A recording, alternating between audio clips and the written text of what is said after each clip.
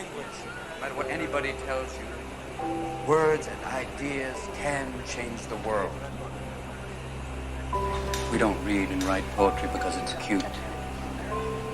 We read and write poetry because we are members of the human race. And the human race is filled with passion. Medicine, law, business, engineering, these are noble pursuits necessary to sustain life. Poetry, beauty, romance, love, these are what we stay alive for. Open Whitman.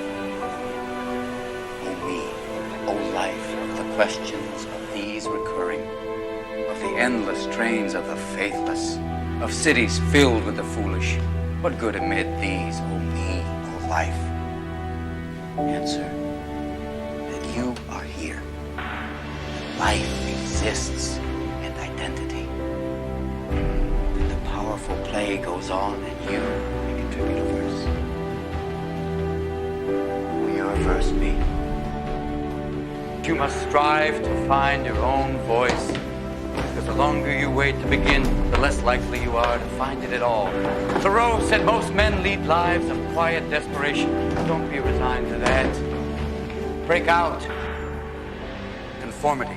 The difficulty in maintaining your own beliefs in the face of others. For those of you, I see the look in your eyes like, I would have walked differently. Ask yourselves why you are clapping. And we all have a great need for acceptance. You must trust that your beliefs are unique, your own, even though others may think them odd or unpopular, even though the herd may go, that's bad.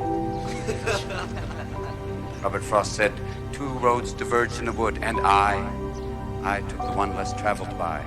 And that has made all the difference. If I asked you about art, you'd probably give me the skinny on every art book ever written. Michelangelo.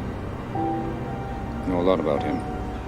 Life's work, political aspirations, him and the Pope, sexual orientation, the whole works, right? I bet you can't tell me what it smells like in the Sistine Chapel. You've never actually stood there and looked up at that beautiful ceiling. Seen that. If I ask you about women, you'd probably give me a Silverser, your personal favorites. You may have even been laid a few times. But you can't tell me what it feels like to wake up next to a woman and feel truly happy. When I ask you about war, you'd probably throw Shakespeare at me, right? Once more into the breach, dear friends. But you've never been near one. You've never held your best friend's head in your lap. Watch him gasp his last breath, looking to you for help. Ask you about love, probably quote me a sonnet. But you've never looked at a woman and been totally vulnerable.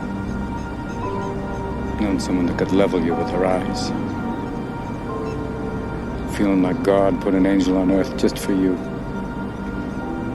Who could rescue you from the depths of hell. And you wouldn't know what it's like to be her angel. To have that love for her, be there forever.